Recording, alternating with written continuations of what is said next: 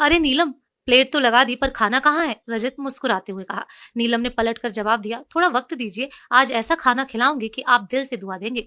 रजत हंस पड़ा, तू भी ना हमेशा दिल जीत लेती है अपने जवाबों से। वो दोनों हंसते हुए अंदर ही जा रहे थे कि दरवाजे की घंटी बजी। रजत दरवाजा खोला। सामने एक औरत खड़ी थी, पर इस बार उसकी साड़ी की जगह एक सूट था, हाथों में टिफिन का डिब्बा और आंखों में आत्मविश्वास। रचना। रजत की आंखें हैरानी से भर गईं। नीलम, यह देखो कौन आया है, रजत ने बोला। आओ आओ रचना। अच्छा, तो तुम रचना का इंतजार कर रही थी? हाँ जी। और नीलम मुस्कुराने लगी। सर अंदर चलें? आप सबसे बहुत कुछ बताना है, पर पहले खाना खाइए, आज आपके लिए कुछ खास बनाया है। टेबल पर सब जमा हुए, नीलम, रजत और उनके दोनों बच्चे। रचना ने खुद परोसा, वही राजमा, वही स्वाद, वही सादगी, लेकिन अब उस स्वाद में संघर्ष की तपिश और आत्मसम्मान की मिठास भी थी। रचना, ये स्वाद बिल्कुल वैसा ही है जैसे उस दिन था जब तुमने पहली बार हमारे घर में बनाया था, याद है? हाँ दीदी, वो दिन मैं कैसे भूल सकती हूँ। उस दिन की वजह से ही आज मैं यहाँ खड़ी हूँ। आपने कहा था तेरे हाथों में जादू है, कुकिंग का काम क्यों नहीं करती? तुम्हें तो किसी अच्छे रेस्टोरेंट में कुक का काम मिल जाएगा। उस दिन आपने सिर्फ तारीफ नहीं की थी, आपने मेरी आत्मविश्वास को एक नई उड़ान दी थी।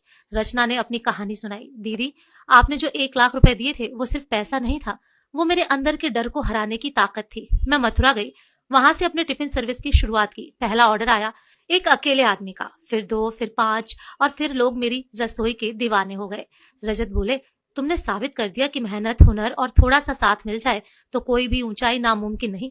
रचना ने आंखें झुकाई और एक लिफाफा निकाला। दीदी, ये आपके लिए है। ये क्या? 5 लाख का चेक। रचना, तू पागल हो गई है क्या? हमने तो बस मदद की थी, बहन की तरह देखा था तुझे, और मैं भी बहन की तरह लौटा रही हूँ। यदि आपने मदद नहीं की होती तो आज भी मैं किसी के घर झाड़ू पोछा ही कर रही होती। आपने मुझे खुद पर भरोसा करना सिखाया। नीलम की आंखों से आंसू बह निकले। उन्होंने रचना को गले लगा लिया। हम तो बस तुम्हारी हिम्मत बनना चाहते थे, लेकिन तुम तो मिसाल बन गई। रचना मुस्कुराई। दीदी, अब अहमदाबाद में मेरा पहला ऑफिस लॉन्च हो गया है, एक अमेरिकन कंपनी के साथ पार्टनरशिप की है, और अब अगला कदम है अपना होटल खोलना। रचना, अब तो तुम हमारी पहुंच से बाहर हो जाओगी। नीलम ने चुटकी ली। कभी नहीं दीदी, मैं आज जो कुछ भी हूँ वो आपके विश्वास की वजह से हूँ। जब भी आप कहेंगी आपके लिए अपने हाथों से खाना बनाकर लाऊंगी। यह कहानी समाप्त नहीं बल्कि एक कहानी की नई शुरुआत हुई। उस दिन रचना ने साबित कर दिया कि एक नौकरानी भी बिजनेस वुमन बन सकती है अगर कोई उसका हाथ थाम ले।